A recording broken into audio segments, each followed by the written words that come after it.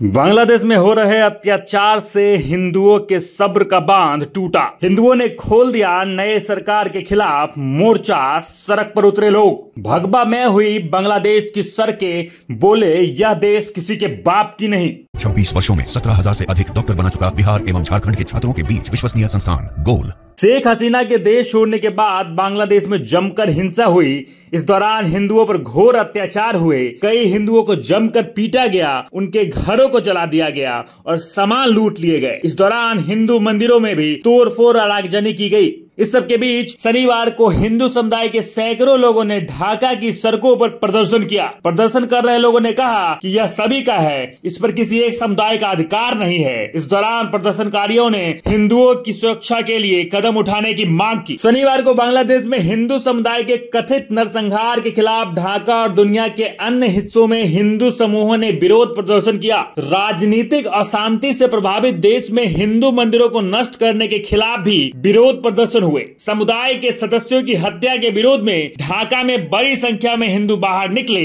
और प्रदर्शनकारियों ने तख्तियां थाम रखी थी और जिस पर लिखा था कि हिंदुओं को भी जीने का अधिकार है। ढाका, चटगांव, बारिशाल, तंगेल और कुड़ीग्राम जैसे प्रमुख शहरों में हजारों प्रदर्शनकारियों ने प्रदर्शन किया और कहा कि हिंदुओं को बांग्लादेश में रहने का अधिकार है। शेख हसीना के नेतृत्व वाली सरकार को हटाने के बाद देश के विभिन्न हिस्सों में घरों, दुकानों और मंदिरों पर हमले के विरोध में उन्होंने शनिवार को लगातार दूसरे दिन ढाका में शाहबाग चौराहे को अवरुद्ध कर दिया। इसी तरह चटगांव में बड़ी संख्या में प्रदर्शनकारी स्थानीय अधिकारियों और विश्व संगठनों से सुरक्षा की मांग करते हुए सड़क पर उतरे। उन्होंने अपने मंदिरों की सुरक्षा की मांग की। इसके साथ ही लंदन और फिनलैंड सहित दुनिया के अन्य हिस्सों में भी विरोध प्रदर्शन की खबरें सामने आई है। प्रदर्शन कर रहे लोगों ने जमकर नारेबाजी भी की और लोगों ने कहा यह देश किसी के बाप का नहीं है, इसके लिए हमने भी खून दिया है, जरूरत पड़ी तो फिर से खून देंगे, बांग्लादेश नहीं छोड़ेंगे। उन्होंने हिंदुओं पर हो रही हिंसा के दौरान